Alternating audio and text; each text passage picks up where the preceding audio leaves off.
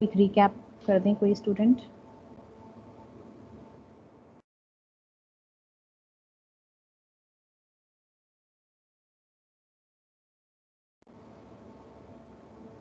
Ma'am management की different techniques थी, वो जो एंड में 2 हमने पढ़ी थी।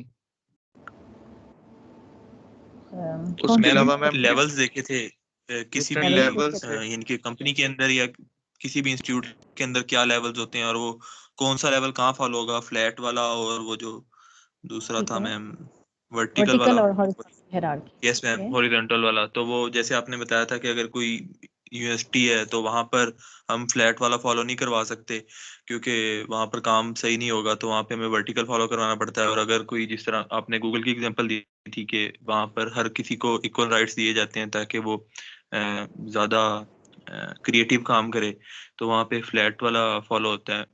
यानी कि जो उसके बाद आपने वो बताए थे वो ठीक है, अपर लेवल और मिडिल लेवल, और लास्ट में एफिशिएंसी और इफेक्टिवनेस के बारे में। और इसकी वो एग्जांपल दी थी टाइम के साथ। वो दोनों फ्रेजेस सेम थे, वो उनमें बस वो इस चीज का डिफरेंट था कि एफिशिएंसी और इफेक्टिवनेस का वो डिफरेंस बता रहा था। ठीक है, थैंक यू। हमने कोई मैनेजर्स और मैनेजमेंट का कॉन्सेप्ट देखा है, ठीक है। ऑर्गेनाइजेशंस क्या होती हैं, क्या मेन कैरेक्टरिस्टिक होते हैं ऑर्गेनाइजेशन के, डिफरेंट लेवल्स ऑफ मैनेजमेंट बनाए जाते हैं किस लिए, हॉरिजॉन्टल और वर्टिकल टाइप की 2 कॉमन हायरार्कीज़ हैं। इसके अलावा मिक्स्ड हायरार्की भी होती है, ठीक है। जैसे मैंने आपको बताया, हम बहुत रिजिड नहीं कह सकते कि इस पर्टिकुलर ऑर्गेनाइजेशन में सिर्फ वर्टिकल ही होनी है। इवन ये भी पॉसिबल है कि एक अगर ऑर्गेनाइजेशन है और उसमें डिफरेंट डिपार्टमेंट्स काम कर रहे हैं, तो हो सकता है लाइक R&D डिपार्टमेंट है, वहाँ पे आपने कोई हॉरिजॉन्टल मैकेनिज्म जो है वो बिल्डअप किया हो, और बाकी जो डिफरेंट फाइनेंस है, एस्टैब्लिशमेंट है, या बाकी के एडमिनिस्ट्रेटिव इश्यूज़ हैं, उनके लिए आपने एक वर्टिकल हायरार्की फॉलो की गई हो। तो इसलिए मैंने आपको बताया कि इसमें हमेशा एक फ्लेक्सिबिलिटी रहती है, ठीक है। आप मिक्स किस्म की हायरार्कीज़ को भी फॉलो कर सकते हैं। इसके अलावा हमने एफिशिएंसी, जैसे यूनिवर्सिटीज में रिसर्च वगैरह होती तो वहाँ पे भी हॉरिजॉन्टल बेहतर रहेगी, राइट? कहाँ पे, सॉरी? यूनिवर्सिटीज में मैम जैसे रिसर्च किसी चीज़ पे हो रही हो तो वहाँ पे भी हॉरिजॉन्टल बेहतर रहेगी। सिर्फ रिसर्च वाले आप एरिया कह लें या डिपार्टमेंट में, ठीक है। अब जैसे हमने यूनिवर्सिटी की एग्जांपल ली थी ना, तो हमने एकेडमिक जो होते हैं ना प्रोसेसेस या उसकी जो SOPs हैं, उसके अकॉर्डिंगली हमने कहा था कि हम जो हॉरिजॉन्टल है उसको अप्लाई नहीं कर सकते फॉर रनिंग एन इंस्टीट्यूट और स्कूल और कॉलेज, ठीक है। लेकिन डेफिनेटली जहाँ पे रिसर्च हो रही है, यहाँ क्रिएटिविटी हमें लेकर आनी है, जहाँ फॉर एग्जांपल आप कोई नए एक्सपेरिमेंट्स कर रहे हैं, कोई नए प्रोटोटाइप डिज़ाइन कर रहे हैं, तो वहाँ पे जब भी इनोवेशन या क्रिएटिविटी हमसे रिक्वायर्ड होगी, वहाँ पे हम हॉरिजॉन्टल को प्रेफर करते हैं। यानी जितना फ्लैट है उतना इजी है, ठीक है। लेकिन जहाँ आपको पता ना कि अच्छा ये स्टार्टिंग टाइम है, अब फॉर एग्जांपल जैसे हमने यूनिवर्सिटी कॉलेज की एग्जांपल ली थी, आपको पता है कि 8 o'clock is the starting time, it should be start at 8 o'clock for everyone, for all students, for all faculty members. अगर हमने ये चीज़ भी को भी इतना हॉरिजॉन्टल कर दिया कि हर फैकल्टी को राइट्स दे दिया कि जब दिल चाहता है क्लास स्टार्ट करो, तो फिर तो आपके पास एक सिस्टम रन ही नहीं कर सकेगा ना। वो तो आपका सिस्टम ही कोलैप्स कर देगा। कोई 8 बजे शुरू कर रहा है, कोई 10 बजे शुरू कर रहा है, कोई रात के 12 बजे तक क्लासेस चला रहा है, तो यानी कि कोई जो है यूँ समझें कि एक आपका प्रोसेस ही फॉलो नहीं होगा, ना आपका स्टार्टिंग टाइम डिफाइन होगा, ना एंडिंग टाइम डिफाइन होगा, ना कोई SOPs को फॉलो करेगा। तो ऐसे सिचुएशन में फिर हम वर्टिकल को जो है वो फॉलो करवाते हैं। That is more suitable in such type of situations. लेकिन जैसे मैंने आपको बताया, एक यूनिवर्सिटी का R&D डिपार्टमेंट है, वहाँ पे आप हॉरिजॉन्टल को अप्लाई कर सकते हैं, ठीक है। Okay ma'am. जी, और कोई क्वेश्चन है किसी का?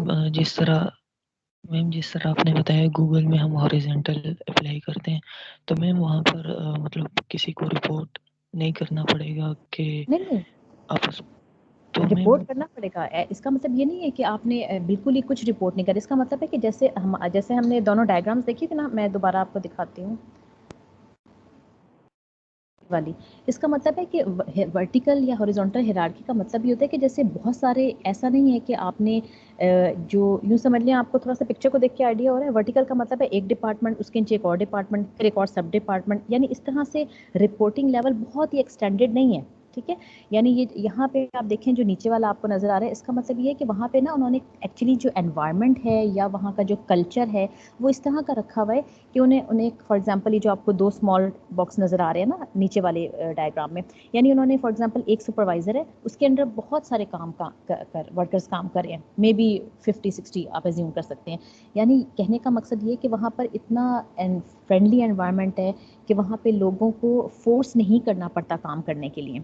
यानी वो खुद उन्हें पता है कि उनको ये टास्क असाइन हुआ है, ये उन्होंने करना है, उनको कोई फॉर्मल वे में वो करने की ज़रूरत नहीं है, वो खुद से मोटिवेटेड है कि वो काम करें, कुछ इनोवेटिव कुछ क्रिएशन लेकर आएँ, नए आइडियाज़ लेकर आएँ और यानी रिजिड तरीके से उनको कंट्रोल करने की ज़रूरत नहीं है due to the environment and culture of that organization. कोई एक ना एक बॉस तो ज़रूर होगा, अगर बिल्कुल ही खुला छोड़ देंगे तब तो उसका मतलब है कि आपके लिए चीज़ों को मैनेज करना अगेन मुश्किल हो जाएगा ना। बस मकसद ये है कि बहुत ज़्यादा जो ऊपर वाली आपको डायग्राम नज़र आ रही है ना, वहाँ बहुत ही स्ट्रिक्ट किस्म की रिजिडली SOPs को फॉलो करवाना होता है, इसका ये पर्पस है। नीचे ऐसा बहुत ज़्यादा रिजिड हार्श या उस तरह का एनवायरनमेंट रखने की ज़रूरत नहीं है। फ्रेंडली एनवायरनमेंट में लोग ज़्यादा अच्छी आउटपुट शो करते हैं, ये पर्पस है इसका। ठीक है जी, और कोई कुछ कमेंट करना चाह रहे हैं या आगे चलें? क्या हम आगे चलते हैं। अब हम देखते हैं कुछ मैनेजमेंट के फंक्शंस। 4 मैनेजमेंट फंक्शंस डिफाइन हुए थे जब आपका मैनेजमेंट का कॉन्सेप्ट इंट्रोड्यूस हुआ था, that are planning, organizing, leading and controlling. एक नया फंक्शन और इसमें लेटर ऑन ऐड किया गया था स्टाफिंग का, ठीक है, वो मैं अभी आपको बता देती हूँ क्या है। अब हम देखते हैं कि हर डिफरेंट फंक्शंस में कौन कौन सी एक्टिविटीज़ हो रही होती हैं। अब आप देखें, जब आप ये स्लाइड रीड करेंगे ना तो आपको आइडिया होगा कि ये काम तो ऑलरेडी हो रहा है, ठीक है। आप खुद भी अगर कोई काम करेंगे, कोई छोटा सा प्रोजेक्ट भी करेंगे, तो हो सकता है ये सारे के सारे काम आप ऑलरेडी कर रहे हो, लेकिन मैनेजमेंट फंक्शंस क्या करते हैं, ये आपको बस प्रॉपर्ली डिफाइन कर देते हैं, डिफरेंट स्टेजेस में डिवाइड कर देते हैं कि अच्छा ये जो आप काम करें ना XYZ, ये एक्चुअली आपकी प्लानिंग फेज़ है। ये जो आप WXY ये भी ABC काम कर रहे हैं, ये सारी की सारी सेकंड फेज़ है। तो इस तरह से सारी इंटरकनेक्टेड हैं और एक्चुअली अगर आप एक अच्छे तरीके से काम कर रहे हैं प्रॉपर वे में, तो आप ये सारे काम ऑलरेडी कर रहे होंगे, ठीक है। प्लानिंग का क्या मतलब है, you have to define your goals and you have to develop some strategies or best practices to achieve those goals. So you actually plan to integrate and coordinate activities. यानी अगर आपके कोई बिगर गोल है तो डेफिनेटली आप उसका ब्रेक डाउन करेंगे small activities में, मे बी आपको कुछ काम डेलीगेट करना पड़े, ठीक है, वो नीचे वाली स्टेज में आएगा। तो मेनली प्लानिंग का मतलब है कि आपने सारा का सारा यूँ समझ लें कि डॉक्यूमेंटेशन कर ली कि आप क्या करेंगे, कैसे करेंगे, किस तरह से, कितने टाइम में करेंगे, ठीक है। सेकंड जो फेज़ है ऑर्गेनाइजिंग का मतलब है अब आपने अपने काम को ऑर्गेनाइज करना है या स्ट्रक्चरिंग करनी है, उसको अरेंज करना है। किस तरीके से, arranging and structuring work to accomplish organization goal, putting something in order. यानी आप ये कह सकते हैं कि आपने टास्क जो है वो डिफ़ाइन कर लिया, आपने रिपोर्टिंग रिलेशनशिप डिफ़ाइन कर लिया, जैसे अभी हमने ऑर्गेनाइजेशन की हायरार्की देखी थी ना कि किस डिपार्टमेंट में क्या काम करना है, कौन किसका इमीडिएट बॉस होगा, किसको रिपोर्ट करेगा, कब मॉनिटर, किस तरीके से उन्होंने अपनी आउटकम शो करनी होगी, उनके स्मॉल जो है वो शॉर्ट टर्म गोल्स क्या होंगे जो कि कंट्रीब्यूट कर रहे होंगे लॉन्ग टर्म गोल्स में। यानी प्रॉपर ऑर्गेनाइज करना है आपने अपने टास्क को, ठीक है। Third one is leading. Leadings में आपकी सॉफ्ट स्किल्स आ जाती हैं, आपकी इंटरपर्सनल स्किल्स आ जाती हैं कि आपने अपने लोगों से इफेक्टिवली कैसे काम करवाना है। Working with and through people to accomplish goals, यानी यहाँ पे आपकी सॉफ्ट स्किल्स आ जाएंगी कि how you motivate your employees to work with full efficiency and produce some effective and efficient output that is related with your goals. Controlling means you have to monitor the performance of your workers, monitoring, comparing and correcting the work, ensuring to meet the set standard. अब definitely controlling का मतलब ये होता है कि कोई ना कोई आपने अपना स्टैंडर्ड सेट किया होगा या आपकी कोई आउटकम होगी जिससे आप कंपेयर करेंगे अपनी करंट आउटपुट को, कि फॉर एग्जांपल आपने कोई डिफ़ाइन किया हुआ था कि अच्छा इस स्टेज तक, फॉर एग्जांपल इस पर्टिकुलर डेट तक with in this much budget मेरे ये वाली एक्टिविटी कंप्लीट हो जानी चाहिए, ठीक है। कोई प्रोग्रामिंग करनी है आपने, तो आप कह रहे हैं कि मैंने ये कोड लिख लेना है इस पर्टिकुलर डेट तक, ठीक है। अब आपने देखना है कि क्या उस पर्टिकुलर डेट तक आपका कोड कंप्लीट है, वो सही वर्क कर रहा है, उसमें मज़ीद आपको वर्क करने की ज़रूरत तो नहीं। यानी आपका जो भी स्टैंडर्ड्स आपने सेट किए हुए हैं उससे आपने कंपेयर करना है और फिर उसको कंट्रोल करना है, ठीक है। ताकि कंट्रोलिंग इसलिए ज़रूरी होती है, एक तो ये कि आपके स्टैंडर्ड मीट करें, प्लस आप with in time and with in budget अपने काम को कंप्लीट करें। जो मैं बात कर रही थी कि एक फोर्थ फंक्शन और ऐड हुआ है, दैट इज स्टाफिंग। वो इस सिचुएशन में होता है कि फॉर एग्जांपल आप कोई ऐसा प्रोजेक्ट कर रहे हैं जिसमें आपके पास करंट मैन पावर अवेलेबल नहीं है, रिक्वायर्ड एक्सपर्टीज़ नहीं है, तो स्टाफिंग के अंदर फिर वो सारा प्रोसेस आ जाता है रिक्रूटमेंट का। यानी आपने कैसे एडवर्टाइज़ करना है, हायरिंग कैसे करनी है, किसको कहाँ प्लेस करना है, किस डिपार्टमेंट में, क्या रिस्पॉन्सिबिलिटी देनी है। तो अगर हम उसको यहाँ पे जो आपको 4 फंक्शंस नज़र आ रहे हैं, इसमें हम ये अज्यूम करें कि स्टाफिंग की ज़रूरत नहीं है, आपके पास ऑलरेडी मैन पावर अवेलेबल है, लेकिन लेटर ऑन ये इसको स्टाफिंग को भी as a fifth management function add किया गया है। तो अब अगर आप थोड़ा सा इसको इन चारों पांचों स्टेप्स को देखें ना, तो ये काम ऑलरेडी हो रहा होता है, हर जगह हो रहा होता है, लेकिन अब कितना एफिशिएंटली हो रहा है, कितना प्रॉपर वे में हो रहा है, ये सारे काम आपस में लिंक्ड कैसे हैं, वो डिपेंड करता है फिर आपकी हायर अथॉरिटीज़ के ऊपर कि उन्होंने कितना फोकस होकर इनके ऊपर अपनी एफर्ट पुट ऑन कर रहे हैं। ठीक है, तो ये वही वाली चीज़ें यहाँ दोबारा लिखी हुई हैं। इसके अलावा मैनेजमेंट फंक्शंस के अलावा कुछ मैनेजमेंट रोल्स भी डिफ़ाइन किए गए हैं। मिंट्सबर्ग एक काफ़ी बहुत कॉमन नाम है जिन्हें मैनेजमेंट गुरु कंसिडर किया जाता है। इन्होंने बहुत रिसर्च की मैनेजर्स के ऊपर और मैनेजमेंट के डिफरेंट फंक्शंस, उनके रोल्स और रिस्पॉन्सिबिलिटीज़ के ऊपर, और बहुत ज़्यादा इसके ऊपर अभी भी रिसर्च हो रही है। यानी इन कैरेक्टरिस्टिक के ऊपर देखा जाता है कि इनमें से कौन से ऐसे रोल्स हैं जिनमें मैनेजर्स ज़्यादा इन्वॉल्व होते हैं। अब इन रोल्स को की ना 3 कैटेगरीज बनाई गई हैं: interpersonal roles, informational roles and decisional roles. ठीक, और हर एक के अंदर फर्दर 3-4 जो हैं वो सब कैटेगरीज हैं। तो वैसे इंटरपर्सनल रोल्स से आपको आइडिया होगा वो किस किस्म के होंगे। यानी आप it deals with the relationship, how you deal with your employees, your workers, your team members. ठीक है, यानी उनसे आपका रिलेशन कैसा है और आप कैसे उनके साथ उनसे काम करवाते हैं इफेक्टिवली। इंफॉर्मेशनल रोल्स जो है वो कम्युनिकेशन से डील करता है। यानी आपने किसी किस्म की भी कोई इन्फॉर्मेशन देनी है तो within the organization and outside the organization आप कैसे इन्फॉर्मेशन जो है वो कम्युनिकेट करते हैं। इन्फॉर्मेशन कम्युनिकेट करने के भी डिफरेंट मेथड्स होते हैं। जो थर्ड वन है that is decisional roles. Decisional roles means कि आपने डिफरेंट सिचुएशंस में, ये जो अभी 3-4 लिखी हैं इनको हम वन बाय वन डिस्कस करते हैं, आप में कितनी एक अच्छी डिसीजन पावर है कि आप एक अच्छा डिसीजन ले सकते हैं, स्पेशली आप चैलेंजिंग सिचुएशंस में, या कोई आपकी ऑर्गेनाइजेशन में किसी किस्म की डिस्टर्बेंस हो गई है, या रिसोर्स एलोकेशन के टाइम आप किस तरीके से उनको मैनेज करेंगे। ठीक है, ये आप ज़रा सोचिए, जो मैंने इन हेडिंग्स के अंदर फर्दर सब पॉइंट्स लिखे मैंने, इनके बारे में ज़रा सोच के मुझे बताएं 1-2 मिनट में कि ये क्या होते हैं, वन बाय वन। ठीक है, मैम आपकी स्क्रीन ऑफ हो गई। ओके,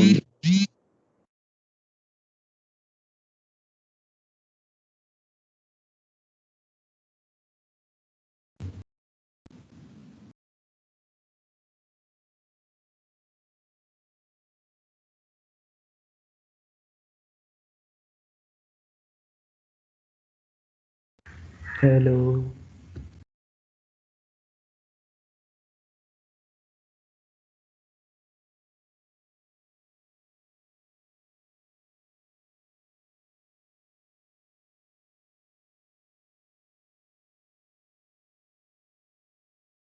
अच्छा, 1 मिनट में दोबारा अपलोड करती हूँ क्लास।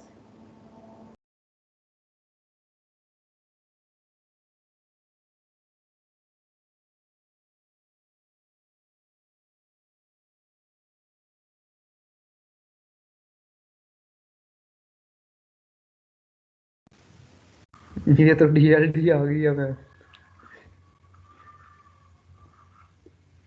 पढ़ चुके हैं मैम ये तो पुरानी यादें ताज़ा हो गई।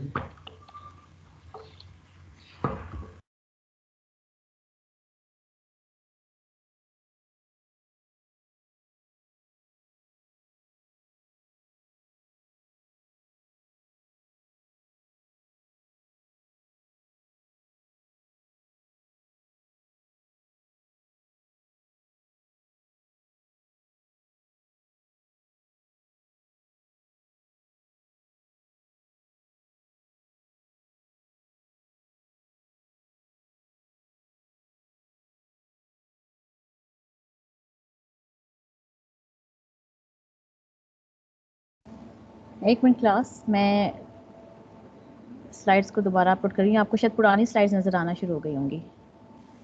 2 मिनट वेट कीजिएगा प्लीज़। जी।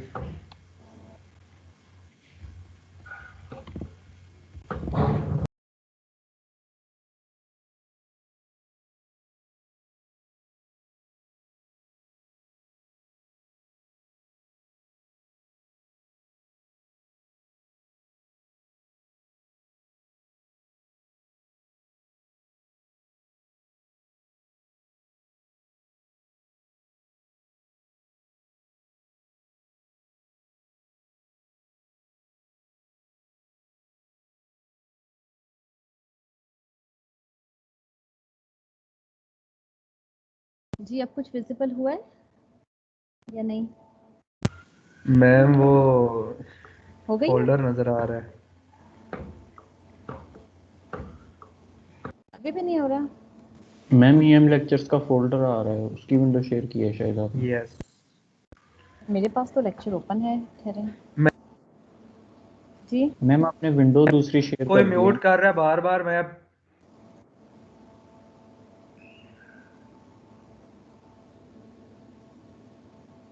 मैम इन्हें आप समझा देंगे, तंग ना करें मुझे। कौन तंग कर रहा है? क्या हो गया क्लास? पता नहीं कौन है, किसको तकलीफ है। अब मैं एक एक को जाके पार्टिसिपेंट बनाऊं क्या? मैम मीटिंग ऑप्शन से सारों को कर दें, मैम अटेंडी मैम आप बना दें। सबको ही वो बना दें, अटेंडेंस असल में बना दें। वो फिर ना 1 बाय 1 करना पड़ता है। अब उसमें इतना टाइम ज़ाया होगा फिर। अब इतने छोटे बच्चे मैम आप अटेंड करा दें सब। मैम आप मैम अपने आप आपसे को प्रेजेंटर क्वेश्चन आ रहा बनाएंगे होता है। तो अटेंड हो जाए। अच्छा अब हुई है कि नहीं बताइए प्लीज। No, अभी भी नहीं। नहीं मैम।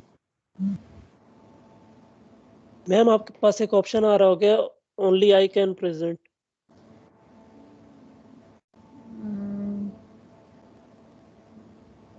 मैं देखती हूँ।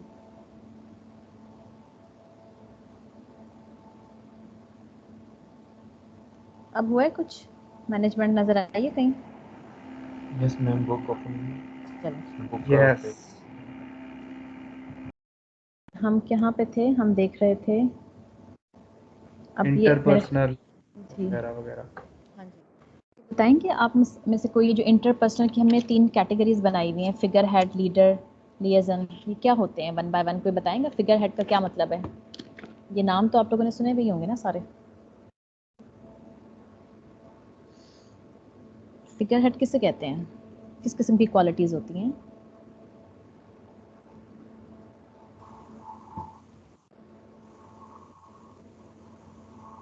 फिगर हेड का मतलब है कि जो भी आपके मैनेजर्स हैं, ही और she should be a role model for all the workers और the team members. He has some symbolic duties and some ceremonial duties. Symbolic duties में जो आपकी लीगल ड्यूटीज़ होती हैं, ऑफिशियल ड्यूटीज़ वो आ जाती हैं. यानी फॉर एग्जांपल आपने कोई डॉक्यूमेंट साइन करना है या आपके विजिटर्स आ रहे हैं, आपने उन्हें ग्रीट करना है, अपनी ऑर्गेनाइजेशन के बारे में बताना है. इसके अलावा सेरेमोनियल ड्यूटीज़ होती हैं कि आप अपने वर्कर्स के फॉर एग्जांपल उनकी खुशी और गम में उनके साथ किस तरह से बिहेव करते हैं, कैसे शरीक होते हैं. जैसे फॉर एग्जांपल अगर कोई एम्प्लॉय है, वो कोई आउटस्टैंडिंग परफॉर्मेंस शो कर रहा है, तो आपने उसको अप्रिशिएट करना है या उसके लिए कोई अवार्ड दे दिया छोटा मोटा, इस तरह से उसे फर्दर मोटिवेट करने के लिए. या अगर फॉर एग्जांपल किसी वर्कर के घर में कोई इशू है, कोई पर्सनल इशू है, तो उसके ऊपर आप उससे डिस्कशन कर रहे हैं कि वो थोड़ा सा कूल डाउन हो जाए या उसको सॉल्व करने की कोशिश कर रहे हैं उसकी प्रॉब्लम्स को. यानी एम्पैथेटिक और ह्यूमिलिटी किस्म का आप बिहेवियर शो कर रहे हैं अपने वर्कर्स की तरफ. वो सारी की सारी फिगर हेड के अंदर आती हैं चीज़ें. जो लीडर होता है, लीडर मीन्स आप अपने वर्कर से किस तरह से काम करवा रहे हैं, उन्हें मोटिवेट करें कि वो अपनी फुल एफर्ट लगाएं अपने गोल्स को अचीव करने के लिए. यानी आपकी टीम जो है वो आपसे इंस्पायर्ड है, आप पे ट्रस्ट करती है, आपसे अपनी चीज़ें शेयर करती है, ठीक है. And the peoples are willing to do their best, ठीक है, with whole heart and mind. ये सारी की सारी चीज़ें आती हैं एक अच्छे लीडर में. लिएजन क्या होता है? वो होते हैं आपका एक्चुअली आपको बताती हैं आपकी प्रोफेशनल नेटवर्किंग स्किल्स किस किस्म की हैं, आप इंटरनल और एक्सटर्नल आपके कॉन्टैक्ट्स किस तरह से हैं, ठीक है. आप कंपनी के बिहाफ पे कैसे आप जो है ना उसके बारे में यूँ समझ लें कि प्रमोट करते हैं, ये चीज़ें आ जाती हैं इसके अंदर. मैम लिंक्स बनाना। जी सॉरी, लिंक्स बनाना, बिल्कुल बिल्कुल. फॉर एग्जांपल जैसे मैं आपको कहूँ कि आप लिएजन का रोल प्ले करें IST के लिए, तो आप क्या करेंगे? लिंक्स भी आपकी बात ठीक है, और दूसरा और थोड़ा सा पब्लिसाइज करने के उसके अंदर भी ये चीज़ आ जाती है, ठीक है. कि यानी आप अट्रैक्ट कर रहे हैं, आप लोगों को बता रहे हैं जाकर, यानी इसकी फॉर एग्जांपल इसकी पॉजिटिव चीज़ें बता रहे हैं, ठीक है, ताकि लोग विलिंग हो यहाँ पे एडमिशन के लिए. तो ये एक तरह का लिएजन का रोल होगा. मैम ये मार्केटिंग भी हो जाएगी? जी जी मार्केटिंग भी आ जाती है इसके अंदर. मैम जी मैम कोई रिमूव खेल रहा है मैम, बार बार रिमूव की जा रहा है. अच्छा फिर आप ना सब्र करें, मैं एक्स्ट्रा टाइम लूँगी, जितना टाइम मुझे लगेगा ना आपको पार्टिसिपेंट बनाने में, क्योंकि यहाँ पे मेरे पास कौन सा फर्क मैम पड़ता इस है? भाई को खास तकलीफ है मैम, यकीन माने मैम, चौथी दफा ज्वाइन किया मैम मैंने. अच्छा मैं परमिशंस में जाके कुछ सेटिंग करने की कोशिश करती हूँ. अब वैसे शर्म नहीं आनी चाहिए आप लोगों को, जो भी ये काम कर रहे हैं. आप लोग फाइनल ईयर में जाने वाले हैं, मैम कोई पता नहीं फ्रेशमैन तो आप क्या हैं नहीं. करते हैं, मैम रोल नंबर 26 टीम्स में ना ऐड नहीं है ये वाली में, तो आप काइंडली इसको ऐड भी कर दें। रोल नंबर 26 कह रहा है। कौन है रोल नंबर 26? नाम भी बता दें। मैम आदम इसहाक। आदम इसहाक। नाम से तो वैसे नहीं आपको पता चलेगा ना। लेकिन आदम इसहाक तो ने तो भी क्लास अटेंड नहीं करनी ना आजकल। मैम वो करते हैं, वो सिर्फ बाद में यानी इंटर्नशिप की वजह से मेरे ख्याल में। हाँ, लेकिन उनका दिल करता है क्लास में बैठे रहे। अच्छा 2 in 1। मैम एक्चुअली ना अभी हम फ्री हैं, तो इसलिए जो जब फ्री हो तो मैम हम लेक्चर ले लेते हैं। अच्छा चलिए अच्छी बात है। भाई यहाँ पे नहीं सेटिंग हो रही मुझसे। मेरे मैम आप अपने उधर आइकन के आगे क्लिक करके वो सिर्फ अपने आप को प्रेजेंटर बना दें आप सेटिंग में मैं जाके ऑलरेडी प्रेजेंटर हूँ, एक्चुअली मैं ऑलरेडी प्रेजेंटर हूँ, लेकिन मुझे हर एक को ना, आप जैसे 70 लोग अगर हैं तो मुझे हर एक को जाके ना अटेंडी बनाना पड़ रहा है 1 by 1। आपने मुझे बना दिया, मैं नहीं कुछ कर सकता, बाकी मेरे साथ कर सकते हैं। मेरे सामने सिर्फ रोल नंबर आ रहे हैं, मुझे कुछ नहीं पता ये कौन है, किसको मैं बना रही हूँ अटेंडी इस वक्त। मैम वो आप मीटिंग ऑप्शंस में जाके कर देना, उधर से अटेंडी बन मैं उधर जाता है गई मेरे ख्याल से। नहीं ओपन हो रही, वो भी नहीं हो रही और ब्राउजर से भी नहीं, वहां जाके भी सेटिंग वो भी नहीं हो रही इस वक्त। आप एक स्टूडेंट को कह लें, वो अभी प्रेजेंटर है, वो अटेंडी बना सकते हैं दूसरों को। हाँ वेरी गुड, किसने इतना अच्छा आइडिया दिया है। चलें जो भी ऐसा करें, जो भी सीआरस है ना दोनों सेक्शन के, वो बाकी अपनी अपनी क्लास को सबको जाके अटेंडी बनाएं ताकि मेरा टाइम वेस्ट ना हो। ठीक है, सब एक कौन है दूसरे को सीआर? अटेंडी बना गुलबाज खान और हाफिज दानियाल, प्लीज़ आप लोग ज़रा ये काम करें अपनी क्लास फेलोज़ को, और जिन पे आपको ज़रा ज़्यादा डाउट है उनको सबसे पहले अटेंडी बनाएं। ये मैम ठीक है, चलें हम आगे कंटिन्यू करते हैं। अच्छा, इसके अलावा जो आपके इंफॉर्मेशनल, ये तो इंटरपर्सनल रोल्स हो गए। इंफॉर्मेशनल रोल्स में हमारे पास 3 कैटेगरीज आती हैं, monitor, disseminator and spokesperson. Monitor का मतलब ये होता है कि आपने एक तो इन्फॉर्मेशन गैदर करनी है, ठीक है, आपने अपनी इंडस्ट्री से रिलेटेड, ये इनसाइड भी हो सकता है और आउटसाइड द ऑर्गेनाइजेशन भी हो सकता है। यानी आप ये देख रहे हैं कि जो भी आपके टारगेटेड सेट हुए हुए हैं पर्टिकुलर पर्सन के लिए या पर्टिकुलर ग्रुप के लिए, वो स्टैंडर्ड के अकॉर्डिंगली अचीव हो रहे हैं या नहीं हो रहे, और अगर नहीं हो रहे हैं तो उनको करेक्ट करने की ज़रूरत है। इसके अलावा ये भी वो देखते हैं कि आउटसाइड द इंडस्ट्री क्या अपडेट्स हैं आपकी इंडस्ट्री से रिलेटेड, बाहर क्या चल रहा है, ठीक है, आपके कॉम्पिटिटर्स क्या कर रहे हैं, यानी आपके मार्केट पे भी नज़र होनी चाहिए। उसके मुताबिक आपको क्या प्रोसेसेस करने हैं, आपको क्या नई प्रोडक्ट इंट्रोड्यूस करानी है या उसमें क्या चेंजेस लेकर आनी है, वो वाली चीज़ों की भी इंफॉर्मेशन आपको होनी चाहिए। ठीक है, डिसैमिनेटर में आता है कि आप कैसे अपनी न्यूज़ को रिगार्डिंग ऑर्गेनाइजेशन शेयर करते हैं अपने वर्कर से। अब डिसैमिनेशन का मतलब है कि आपने इन्फॉर्मेशन शेयर करनी है, तो उसके डिफरेंट मेथड्स हो सकते हैं। किस किस्म की इन्फॉर्मेशन जो है वो आप वर्बली शेयर करें, ठीक है, कुछ इन्फॉर्मेशन ऐसी होती है जिन्हें आपको प्रॉपर ईमेल करना पड़ता है, एक थ्रेड ऑफ ईमेल चलता है ताकि पूरा का पूरा रिकॉर्ड उसके अंदर रहे। कुछ ऐसी इन्फॉर्मेशन होती है जो आपको प्रॉपर ऑफिस ऑर्डर निकलवा के करवानी पड़ती है, लाइक फॉर एग्जांपल किसी को कोई एडिशनल ड्यूटीज़ दी गई हैं, तो ये चीज़ जनरली वर्बली नहीं बताई जाती, प्रॉपर रिकॉर्ड में आना ज़रूरी है, तो उसका प्रॉपर ऑफिशियल लेटर निकलता है। ठीक है, वो डिफरेंट डिपार्टमेंट्स में शेयर होता है ताकि सबको पता चल जाए कि ये एडिशनल टास्क जो है वो आपको दे दिया गया है। ठीक है, और कौन सी ऐसी इन्फॉर्मेशन है जिसके लिए बाज़ दफ़ा आपको कोई प्रेजेंटेशन फॉर्मल अरेंज करनी पड़ती है, तो यानी आपका मैनेजर ये चीज़ रियलाइज़ कर रहा है कि किस किस depending upon the type of information आपने उसको कैसे डिसैमिनेट करना है अमंग योर वर्कर्स। ठीक, ये भी एक रोल होता है इन्फॉर्मेशनल। इसके अलावा जो थर्ड वन है दैट इज़ स्पोक्स पर्सन। ये तो आप लोगों को पता होना चाहिए, तो बहुत कॉमन, आप टीवी पे भी सुनते होंगे। स्पोक्स पर्सन क्या होता है? हाँ, वजीर इतलात नहीं, सॉरी वो नहीं होता, जैसे वो है फवाद चौधरी और इस तरह के आजकल कोई और आईएसपी है। आ रहा जैसे आर्मी का। मैम मामने हसूसी। यस यस यस, जी जी, और क्या कह रहे हैं? सॉरी मुझे आवाज़ नहीं आई लास्ट वन। DGISPR जो, यानी वो एक मिशन डिपार्टमेंट रिजल्ट और पॉलिसीज को बताना और सब ये चीजें। जी, यानी यूँ समझ लें फॉर्मल रिप्रेजेंटेशन करनी अपनी ऑर्गेनाइजेशन की। ठीक है, जैसे फॉर एग्जांपल मीडिया के सामने आपने अपनी ऑर्गेनाइजेशन को, अपनी कंपनी को रिप्रेजेंट करना है। ठीक है, किसी कॉन्फ्रेंस में आप गए हैं, आप वहाँ पे प्रोमोट नहीं कहना चाहिए, यूँ कह लें कि आप अपनी ऑर्गेनाइजेशन या कंपनी से रिलेटेड कोई आप प्रेजेंटेशन दे रहे हैं, यानी लोगों को बता रहे हैं उसके बारे में, ठीक है। यानी वो आप पोर्ट्रे करें कि आप कैसा इमेज क्रिएट करते हैं अपनी कंपनी का, that is in a formal way, ठीक है। यानी जैसे आपने इंटरव्यू देना है तो आप बता रहे हैं कि आप पर्टिकुलर कंपनी से रिलेटेड हैं, क्या क्या आप काम करते हैं, क्या प्रोजेक्ट्स करते हैं।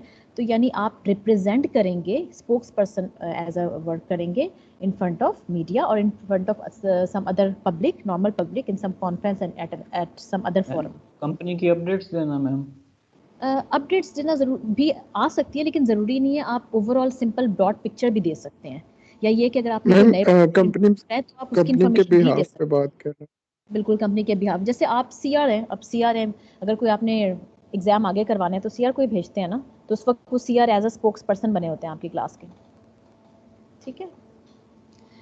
अच्छा, इसके अलावा ये तीनों चीज़ें आपके इंफॉर्मेशनल रोल में आ गई। डिसीजनल रोल में आपको डिफरेंट सिचुएशन में डिसीजन लेने पड़ सकते हैं, like in the situation of entrepreneurship. Entrepreneur means कि that is deals with some change management, ठीक है। यानी चेंज मैनेजमेंट का मतलब है कि आप में ये स्किल्स हैं कि ऐसा तो नहीं कि आप बिल्कुल स्टैटिक लेके अपनी ऑर्गेनाइजेशन को चल रहे हैं। आप एक प्रोडक्ट बना रहे हैं और पहले दिन से वो बना रहे हैं, 5-10 साल गुजर गए, तब भी आप बिल्कुल वैसे के वैसे ही बना रहे हैं।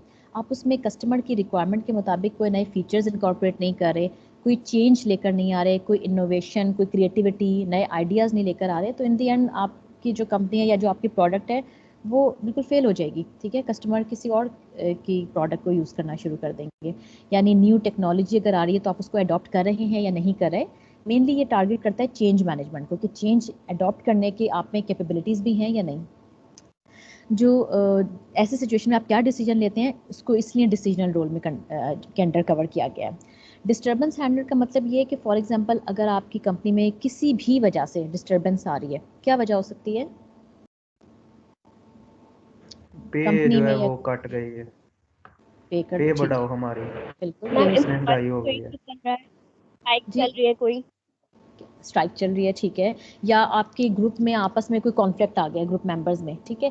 या आप ये कह लें कि आपकी फॉर एग्जांपल आपका एकदम से ना मार्केट शेयर डाउन होना शुरू हो गया है, आपके कोई स्ट्रॉन्ग कॉम्पिटिटर्स मार्केट में आ गए हैं, अब आपके प्रॉफिट्स भी कम होना शुरू हो गए हैं और आप ना एक साइड पे होते जा रहे हैं, मे बी बैंक्रप्सी की तरफ आप जा रहे हैं। यानी कोई भी रीज़न हो सकता है कि जिसकी वजह से आपकी डिपार्टमेंट में या ओवरऑल पूरी कंपनी में कोई डिस्टर्बेंस आ गई है। उस सिचुएशन में आप कैसे डिसीजन लेते हैं, आप कैसे क्राइसिस से अपनी कंपनी को निकालते हैं, लोगों को कैसे कम्युनिकेट करते हैं ये वाली इन्फॉर्मेशन, तो वो सारी की सारी आ जाएंगी डिस्टर्बेंस हैंडलिंग में, ठीक। रिसोर्स एलोकेशन का मतलब ये है कि फॉर एग्जांपल अगर आप कोई भी प्रोडक्ट बना रहे हैं या कोई नए प्रोजेक्ट पे काम कर रहे हैं, तो उसको आपने रिसोर्सेज कैसे एलोकेट करनी है in an effective and efficient manner, या यूँ समझ लें कि ऑप्टिमम वे में कैसे रिसोर्स एलोकेशन करनी है।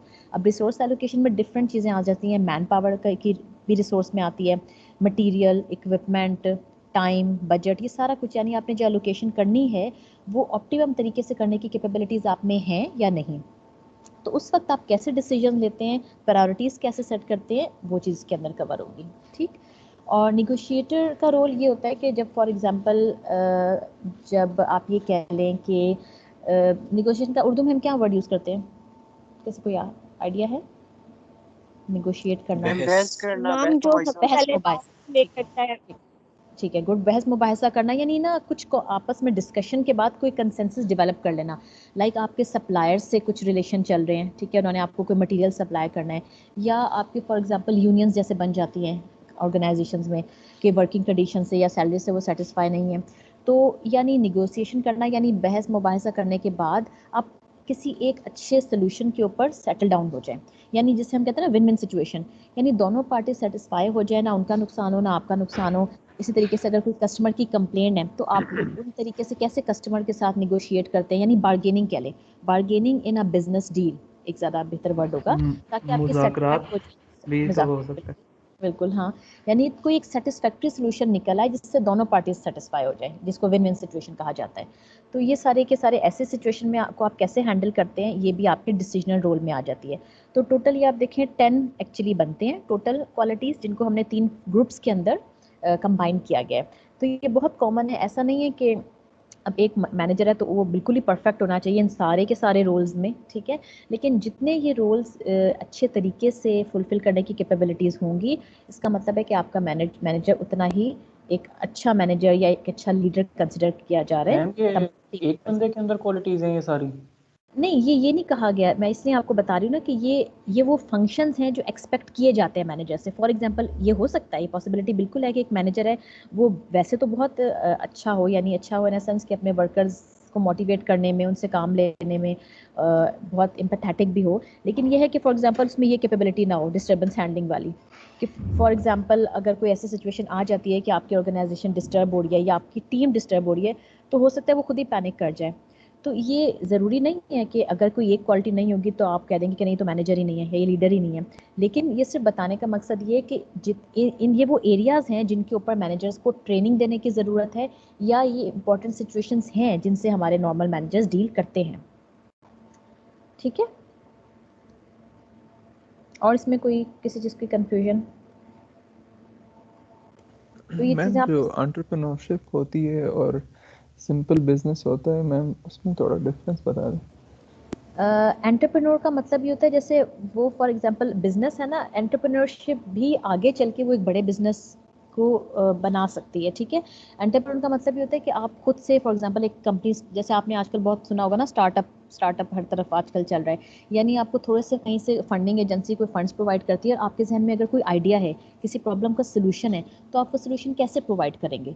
अब फॉर एग्जांपल अगर आप अकेले ये काम स्टार्ट करते हैं तो आप इंडिविजुअल एंटरप्रेन्योर बन जाएंगे, लेकिन with the passage of time आप जब अपने प्रोजेक्ट को एक्सपैंड करेंगे, आपको डिफरेंट फॉर एग्जांपल टेंडर मिलना शुरू हो जाएंगे, तो आप अकेले ये काम नहीं कर सकेंगे ना, फिर मे बी आपको एक छोटी सी कोई कंपनी बनानी पड़े, आपको 2-3 लोग हायर करने पड़े। With the passage of time जो आपको बड़े प्रोजेक्ट्स मिलना शुरू हो जाएंगे, फिर आप इसको एक प्रॉपर, मे बी आपका 2-3 लोगों से भी गुजारा ना हो, आपको प्रॉपर एक इंफ्रास्ट्रक्चर की ज़रूरत हो, इक्विपमेंट की ज़रूरत हो, प्रोग्रामर्स की ज़रूरत हो, तो फिर आप प्रॉपर हायरिंग करेंगे डिपेंडिंग अपॉन योर बजट, कि आप कितना फिजिबल है आपके लिए, कि फंडिंग एजेंसी आपको फंड करी है या नहीं करी। फिर वही एक स्टार्टिंग प्रोडक्ट से लेकर, यानी आपने एज एन एंटरप्रेन्योर स्टार्ट लिया था, लेकिन आप एक्सपैंड करते गए और एक बड़े बिजनेस की शक्ल आपके पर्टिकुलर आगे सामने। ठीक है, तो एंटरप्रेन्योर मींस एक्चुअली कि आप में इसको हम लिंक करते हैं क्रिएटिविटी से। कोई इनोवेटिव आइडिया है आपके जहन में या नहीं है? जैसे अभी आपके जो सीनियर्स हैं, बहुत सारे स्टूडेंट्स ऐसे हैं, आपको पता है कि आजकल जॉब्स का मार्केट कम है। ठीक है, फॉरेन ग्रेजुएशन के बाद जॉब जनरली नहीं मिलती, तो अक्सर स्टूडेंट्स क्या करते हैं कि जो उनका फाइनल ईयर प्रोजेक्ट होता है वो उसको ना आगे लेके चलते हैं एज अ स्टार्टअप कंपनी। फिर अगर वो एक्सपैंड हो तो उसको फिर ऑरिक के साथ कुछ लिंक करके डिफरेंट कस्टमर ढूंढते हैं कि कौन से ऐसे क्लाइंट्स हैं जो उनसे उनकी प्रोडक्ट लेंगे, वहाँ पे फिर वो आगे इस चीज़ को एक्सपैंड करते जाते हैं। लेकिन अभी कोई बहुत ज़्यादा बड़े लेवल पे चीज़ नहीं हुई, लेकिन हमारे कुछ हैं स्टूडेंट्स सीनियर्स आप लोगों के जो अपने FIP को पे काम कर रहे हैं एज एन एंटरप्रेन्योर। ठीक है अली? Okay ma'am. आगे अब हमारे पास क्या है जी, अब इसके अलावा मिन्सबर्ग ने तो ये कुछ 10 स्किल्स आइडेंटिफाई की थी, मैनेजमेंट फंक्शन सॉरी आइडेंटिफाई किए थे। इसके अलावा मैनेजमेंट की स्किल्स जो है वो बहुत कॉमन है, जो कि डिफरेंट लेवल पे रिक्वायर्ड होती हैं। ठीक है, ब्रॉडली हम डिवाइड करते हैं 3 तरह की स्किल्स में, टेक्निकल्स, ह्यूमंस एंड कॉन्सेप्चुअल्स। अब टेक्निकल स्किल्स कौन सी होती हैं ये आप लोग मुझे खुद बताएंगे। मैम टेक्निकल मतलब जैसे प्रोग्रामिंग एक टेक्निकल स्किल है, और सर्किट एनालिसिस, लॉजिक डिजाइन बनाना, इस तरह की चीजें जो आपने जो कुछ मैम नॉलेज जो आपके पास। स्पेसिफिक डिग्री है आपकी उसमें कितनी प्रोफेशन से है? ठीक है, यानी जिसके आप एक्सपर्ट हैं। फॉर एग्जांपल जैसे आपने बताया प्रोग्रामिंग का कोई एक्सपर्ट है, तो then she should be able to write a program to design algorithms. ठीक है, अगर आप इलेक्ट्रिकल इंजीनियर हैं, इसका मतलब है आपको सर्किट एनालिसिस, सर्किट डिज़ाइनिंग की नो हाउ होनी चाहिए। You should be able to troubleshoot any circuit. ठीक है, यानी जो एक्चुअल ऑपरेशंस में इन्वॉल्व होते हैं। लेकिन इसका मतलब ये नहीं है कि आप सिर्फ टेक्निकल स्किल्स, फॉर एग्जांपल आप ये नहीं कहेंगे कि सिर्फ आप इंजीनियरिंग से ही इसको रिलेट कर रहे हैं। ठीक है, फॉर एग्जांपल अगर आप एक अकाउंटेंट की बात कर रहे हैं, then he should be able to understand cash flow statements, income statements, balance sheet. ठीक, like if you are talking about a graphic designer, he should be able to understand the importance of colors and how to run the different latest softwares. अगर कोई sales department में है तो उसकी technical skills क्या बन जाएंगी?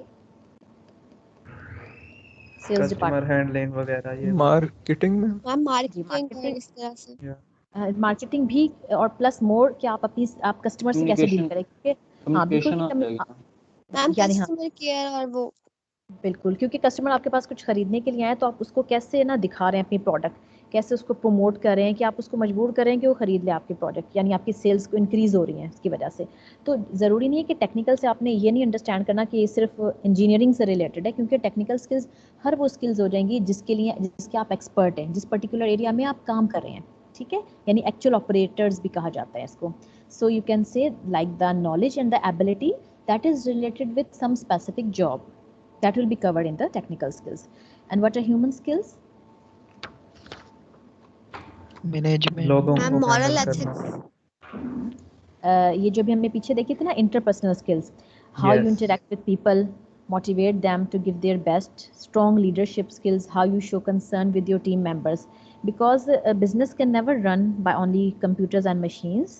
They always need some group of people, ठीक है, and without people there will not be a need for management actually. अगर मेनली जब आपके लोग इन्वॉल्व होते हैं तभी आपको उनको प्रॉपर मैनेज करने की ज़रूरत पड़ती है। अदरवाइज अगर सिंपल अपने मशीनों से काम करवाना हो तो तब तो आप उनको सिंपल प्रोग्राम कर दें, कमांड दे दें तो वो काम करती रहेंगी। तो मेनली जो मैनेजमेंट का कॉन्सेप्ट है वो ह्यूमंस को ही मैनेज करने के लिए एक्चुअली इंट्रोड्यूस हुआ था। सो जो आपकी ह्यूमन स्किल्स हो जाएंगी, they will help the managers to understand, communicate and work with people, means how you effectively interact with your team members. तो वो सारी की सारी ह्यूमन स्किल्स के अंदर आ जाएंगी। And what are conceptual skills? मतलब किसी सिचुएशन को समझना और उसमें प्रॉब्लम क्या है वो भी आपको एक जहन में एक पिक्चर बनाना, जो है उसमें आप कितने अच्छे हैं वो हाँ, हो सकता है। एक्चुअली कॉन्सेप्चुअल्स जो है ना वो एब्स्ट्रैक्ट लेवल पे की जाती हैं, यानी बिगर पिक्चर, यानी ओवरऑल ऑर्गेनाइजेशन को आप वर्ल्ड वाइड कैसे देखते हैं, यानी ये भी चीज़ें इसमें आ जाती हैं। How you deal with different challenging situation, how you comprehend a relationship between different departments or different domains, how you create link between different departments so that each department can give its optimum performance, like how you can put your company in the bigger picture and plan its growth, कि आप अपने जो potential obstacles हैं उनको identify करें और फिर advance में ही कोई contingency plans बना के रखें depending upon your conceptual skills। अगर आपकी कोई कॉम्प्लेक्स सिचुएशन आ जाती है तो आप उसको कैसे क्रिएटिविटी के साथ सॉल्व करते हैं, या आप ये कह लें कि आप how can you predict future of your business as a whole, यानी ये नेचुरल टैलेंट भी होता है, इसके अलावा ये विद एक्सपीरियंस भी आता है कि आपने डिफरेंट सिनेरियोज में कैसे एक इनोवेटिव अप्रोच यूज़ करके एक स्ट्रेटेजिक थिंकिंग अप्लाई करके आपने उसको सॉल्व करना है, ठीक है, यानी बिगर पिक्चर, यानी ओवरऑल आप कैसे अपनी ऑर्गेनाइजेशन को देखते हैं। तो अब ये स्लाइड को देखिए और मुझे बताइए ये स्लाइड में हम क्या बताने की कोशिश कर रहे हैं। 19 स्किल्स की बात हो रही है कि जो टॉप मैम डिफरेंट मैनेजर्स यानी मैनेजर अच्छे लेवल्स होते का हैं बताया हुआ कि कौन सी उनमें स्किल किस में हो सकती है। इम्पोर्टेंस होना जरूरी है कि नहीं?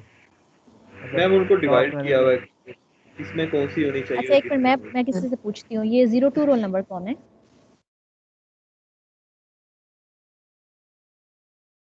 नहीं है इधर। अभी ये जो लोग नहीं है ना, अभी मैंने एक केस स्टडी अपलोड कर दी है जिसपे हम मंडे को डिस्कशन करेंगे, ठीक है। वो केस स्टडी आपने पढ़ के आनी है और मैं इसी तरीके से रोल नंबर कॉल करूँगी और फिर मैं उनसे पूछूंगी। तो जाहिर है जो नहीं आंसर करेंगे इट मीन्स उनके मार्क्स 0 लग जाएंगे, ठीक है। केस स्टडी के मार्क्स हैं। माइक वगैरह खराब होता है ना, इस वजह से। कोई बात, माइक खराब इसी वक्त खराब होना होता है। नहीं मैम, वो बाद में भी सुनते हैं। मैम ये आप स्लाइड्स कहाँ पे अपलोड कर रही हैं?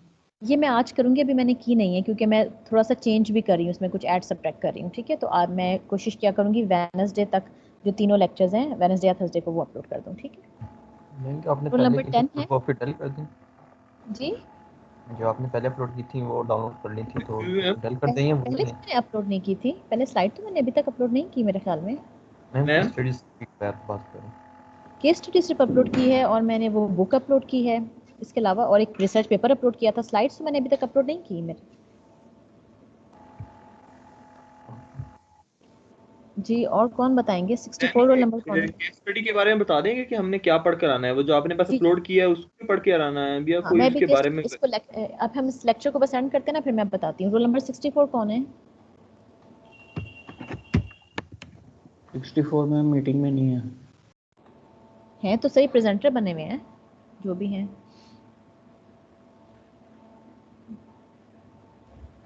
ये देखें ना, ये आप कितनी बुरी बात है वैसे, आके ना अटेंडेंस लगा के बस गायब हो जाते हैं। 30 रोल नंबर है। बता रहे कि माइक मैम खराब है। उसमें माइक नहीं है उसके मैम पास। वो कह रहा है वो पीसी पर पीसी माइक पे है मैम वो। अच्छा जी।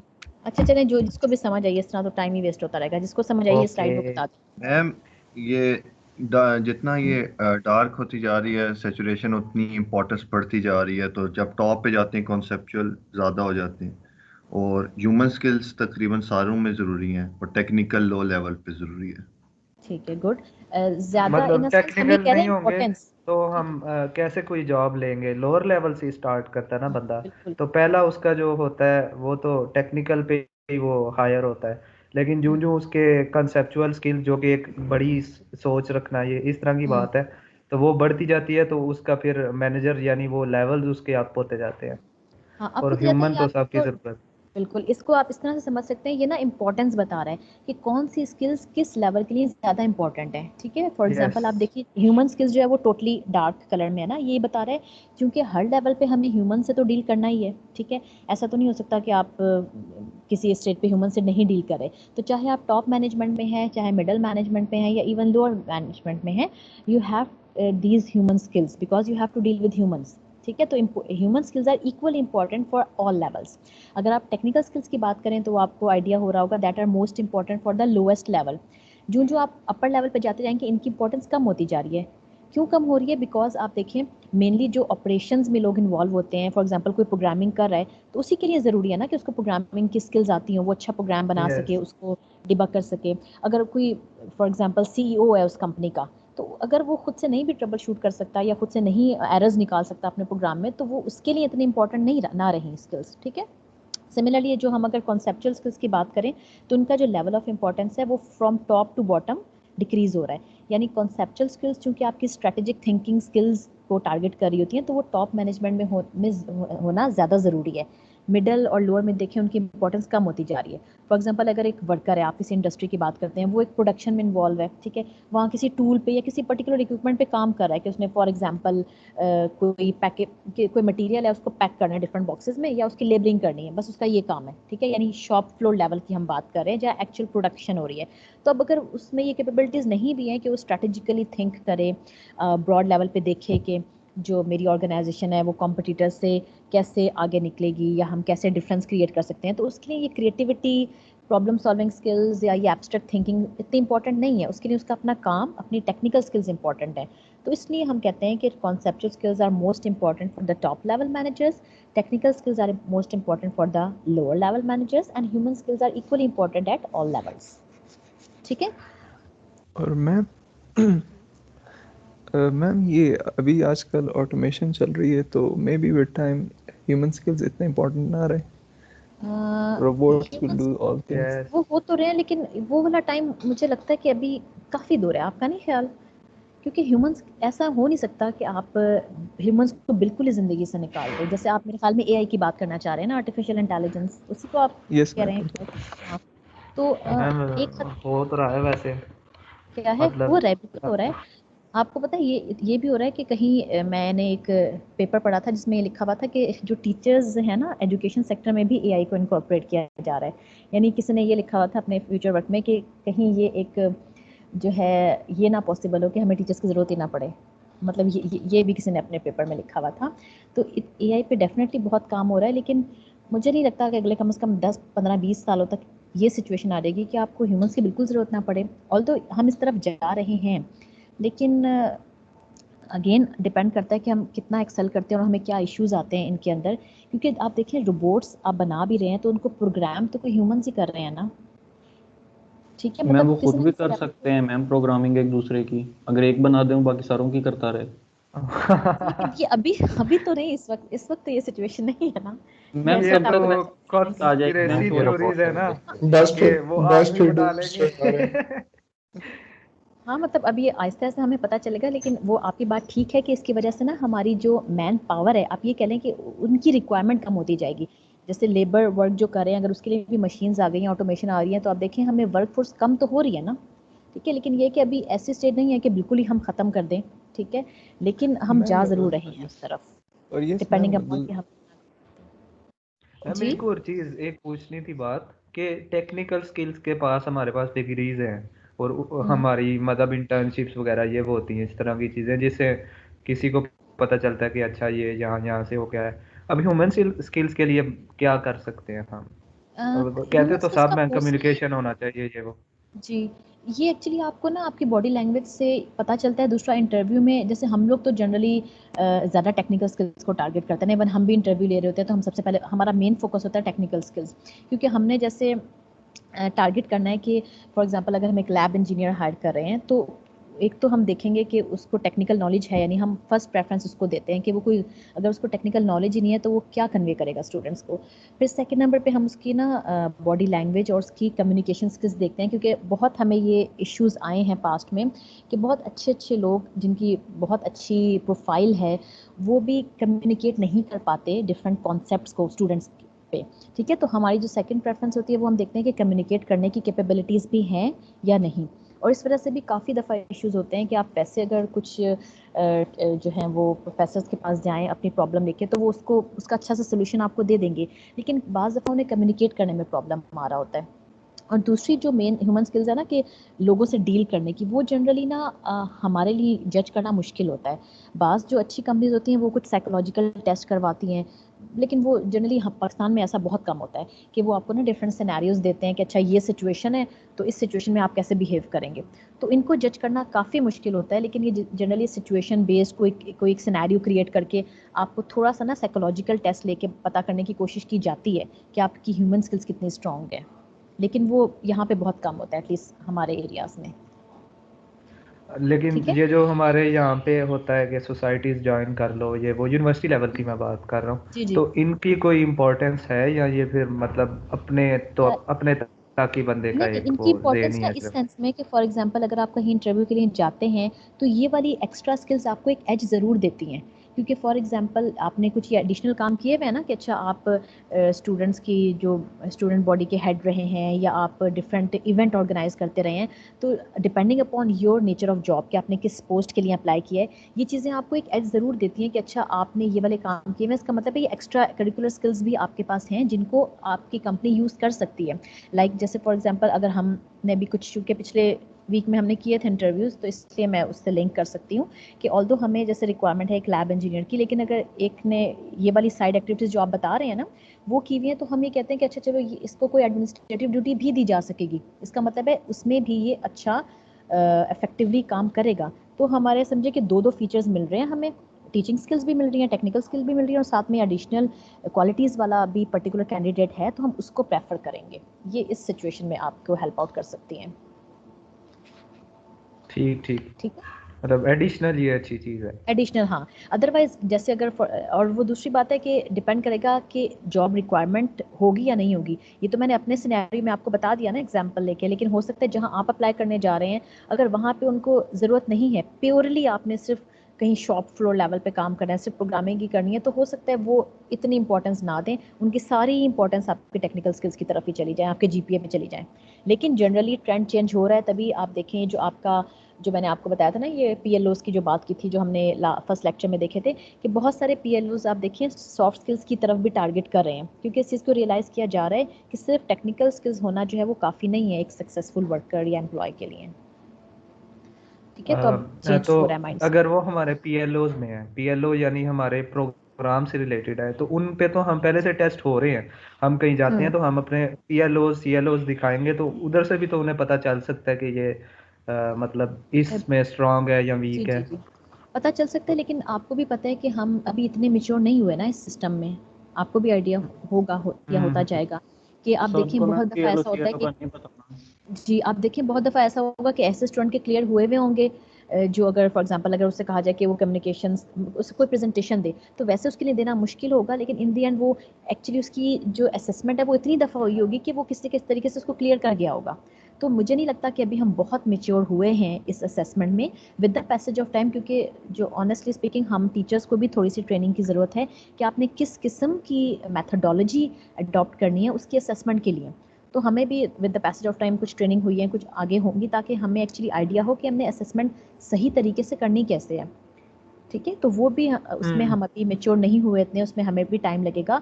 मे बी 3-4-5 साल के बाद ये हमारा सिस्टम इतना मेच्योर हो जाए कि आगे जब आप लेकर जाएं अपनी ये ट्रांसक्रिप्ट तो वो बिल्कुल उसके ऊपर ट्रस्ट कर लें कि अच्छा ये जो आपकी ट्रांसक्रिप्ट रिफ्लेक्ट कर रही है आपकी क्वालिटीज़, वाकई आप में वो क्वालिटीज़ हैं। ठीक है, वरना तो फिर ये होगा ना, फिर वो इंटरव्यू लेना ही छोड़ देंगे, कहेंगे आपकी ट्रांसक्रिप्ट ही सब कुछ है, तो फिर तो हमें लेने की ज़रूरत ही नहीं है। तो वो वाली स्टेज अभी इतनी जल्दी मुझे नहीं लगता कि आ सकती है। ओके, एक ये दो तो चार इंटरव्यू बगैर कैसे रिक्रूट कर सकते हैं? हाँ, मतलब इसका वो सिर्फ तभी हो सकता है कि जब वो उन्हें इतना ट्रस्ट हो कि जितनी भी हमारे इंस्टीट्यूट हैं जहाँ से भी स्टूडेंट्स पढ़ के आ रहे हैं वो उनकी असेसमेंट बहुत परफेक्ट है, उसमें कोई फ्लॉ नहीं है, तो ही ये सिचुएशन हो सकती है। और वो अभी दूर दूर तक मुझे नहीं लगता कि ऐसा कोई चांस है। अच्छा, इसके अलावा एक दो चीज़ें और हैं। Importance of customer. The customers are the main reason why organization exist. Because आप कोई भी अगर प्रोडक्ट बना रहे हैं या कोई भी सर्विसेज प्रोवाइड कर रहे हैं तो आपको पता है वो आपके कस्टमर्स उसने यूज़ करनी है। तो अगर आप कस्टमर्स की रिक्वायरमेंट को उसके अंदर इंकॉर्पोरेट नहीं करेंगे, उनसे फीडबैक नहीं लेंगे, तो आपकी ऑर्गेनाइजेशन ज़्यादा देर तक सस्टेन नहीं कर सकेंगी। ठीक है, तो मेनली उनसे फीडबैक लेना, मार्केट ट्रेंड को देखना, उनकी सेटिस्फेक्शन लेवल को इंक्रीज़ करना, ये बहुत ज़रूरी है किसी भी ऑर्गेनाइजेशन के लिए। इसके अलावा जो दूसरी इंपॉर्टेंट चीज़ है वो है इनोवेशन, यानी आप जो हमने पीछे डिस्कस किया था एंटरप्रेन्योरशिप वाले टॉपिक में, कि आपको चेंज बहुत ज़रूरी है, नए आइडियाज़ को एक्सप्लोर करना, रिस्क लेना। ठीक है, बाकी जो आपके कॉम्पिटिटर्स प्रोडक्ट बना रहे हैं, आपने अपनी प्रोडक्ट को उससे कैसे डिफ्रेंशिएट करना है। ठीक है, क्या नया फीचर लेकर आना है जो कि आपके कस्टमर को पसंद आता है, तो वो चीज़ भी कंटिन्यूसली ज़रूरी है। अगर आप बिल्कुल एक ही सेम तरह की प्रोडक्ट बनाते रहेंगे तो जिसकी मार्केट वैल्यू कोई नहीं है या कस्टमर को नहीं वो चाहिए, तो डेफिनेटली आप इन द एंड बैंकरप्सी की तरफ जाएंगे और आपकी जो कंपनी है पर्टिकुलर वो बंद हो जाएगी। ठीक है, तो इनोवेशन, न्यू आइडियाज़, क्रिएटिविटी बहुत ज़रूरी है हर चीज़ के अंदर। तो why study management? We have to study management because of the universality of management, because management is needed in all types of organization regardless of the size, at all levels, either you're talking about the lower level, middle, higher, top level, in all the areas, in all the departments, either you're talking about establishment, finance, procurement, administration, academics, everywhere, and also regardless of location, यानी किसी भी type के organisation है, छोटी है, बड़ी है, जिस किस्म की जो मर्जी प्रोडक्ट बना रही है, कोई सर्विसेज दे रही है, हर तरह की जो ऑर्गेनाइजेशन है या कंपनी है उसमें आपको मैनेजमेंट की ज़रूरत है। इसलिए हम मैनेजमेंट को स्टडी करना चाहते हैं and it is a part of curriculum. ठीक है, मेरे ख्याल में ये एंड है आपका। तो कोई आज के लेक्चर या प्रीवियस जो 2-3 लेक्चर्स हैं उनमें से कोई इशू है तो आप बताइए। ये वाली सारी जो एंड में ना जनरली लेक्चर के ये कुछ टर्म्स लिखी हुई होंगी, तो उससे आपको आइडिया हो जाएगा कि कोई आपने चीज़ मिस तो नहीं कर दी। ये वाले सारे कॉन्सेप्ट आपको क्लियर होने चाहिए जो एंड में लिखी होंगी ना टर्म्स। अगेन मैं बार बार आपको कहूँगी, स्लाइड्स का रट्टा लगाने की ज़रूरत नहीं है, आप उसको समझें, किसी सिचुएशन में आपने उसको कैसे अप्लाई करना है वो आपको आना चाहिए। ठीक है, ओके। तो केस स्टडी का मैं आपको बता देती हूँ। एक केस स्टडी मैंने अपलोड की है, 14 पेजेस की है, ज़्यादा बड़ी नहीं है। तो आपने उसको ना एक स्टोरी की तरह पढ़ना है। ठीक है, केस स्टडी में आपको ना कोई सिचुएशन क्रिएट की गई होती है, किसी कंपनी या किसी डिपार्टमेंट के बारे में बताया जा रहा होता है, और फिर ये बताया जाता है कि अच्छा वहाँ पे क्या कोई प्रॉब्लम आया, कोई इशू आया, किसी को कोई मसला हुआ या कोई किसी प्रोडक्ट में कोई इशू हुआ, तो उसको फिर कैसे रिजॉल्व किया, या कोई अगर टारगेट दिया गया था किसी को, इस टारगेट को अचीव करने में क्या हर्डल्स आए और इन दी एंड वो अचीव हुआ या नहीं हुआ, यानी कुछ भी हो सकता है। It's just like a story, एक सिचुएशन है, आपने उसको पढ़ना है। फिर उसके बाद ना आप हो सकता है पहली दफ़ा में उसमें ना आपको नाम अजीब अजीब से नज़र आएंगे। ठीक है, तो आपने उसको हो सकता है एक दफ़ा पढ़ने से आपको समझ ना आए, 2 दफ़ा पढ़ना पड़े, लेकिन with the passage of time आप ना एक दफ़ा इसको क्विकली गो थ्रू हो जाएं, फिर आप थोड़ा सा ना उसमें पॉइंट्स ढूंढने की कोशिश करें और ख़ुद देखें कि आपके जहन में क्या क्वेश्चंस आ रहे हैं।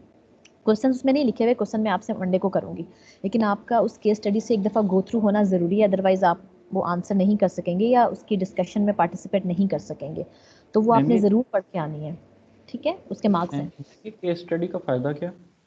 इसका ये फ़ायदा होता है कि फॉर एग्जांपल ये आपको ना एक रियल टाइम सिचुएशन क्रिएट कर देते हैं कि फॉर एग्जांपल अगर आप एक कंपनी में हैं, अगर आपके ऊपर ये सिचुएशन आई है तो उसको क्या अफेक्टिव तरीका है उससे डील करने का। ठीक है, इसमें एक थोड़ा सा ना फ़ायदा ये होता है केस स्टडी का। फॉर एग्जांपल अगर आप 50 स्टूडेंट्स हैं तो आपके 50 आइडियाज़ हो सकते हैं ऐसा नहीं होगा कि कोई एक ही सोल्यूशन है उसका। थोड़ा सा ना ये पॉजिटिव चीज़ भी है और नेगेटिव चीज़ भी है। नेगेटिव तो इन अ सेंस आप कह लें, बल्कि नेगेटिव तो आप रहने दें, आप अपने पर्सपेक्टिव से देखें तो आपको पॉजिटिविटी ही उसमें ढूंढनी है। आपने ये ढूंढना है कि आप जो पॉइंट ऑफ व्यू कन्वे कर रहे हैं, मेनली ये होता है कि आपके पास उसकी जस्टिफिकेशन कैसे है।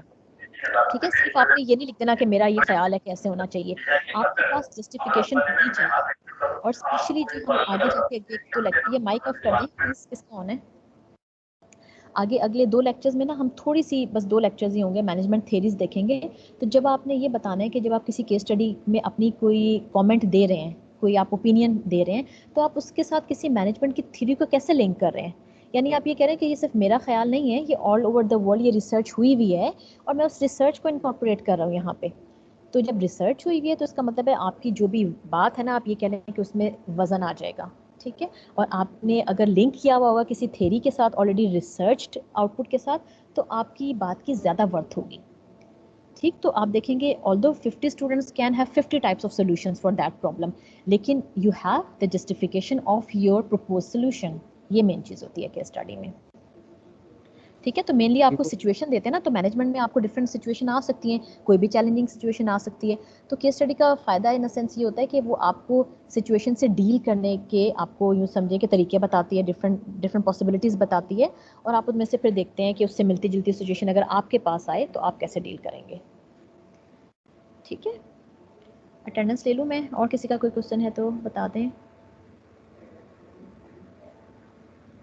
ठीक है, तो केस स्टडी को पढ़ के आना है, उसके 5% मार्क्स हैं जो कि 10% भी हो सकते हैं, इसलिए उसको सीरियस लेना है आपने। ठीक है,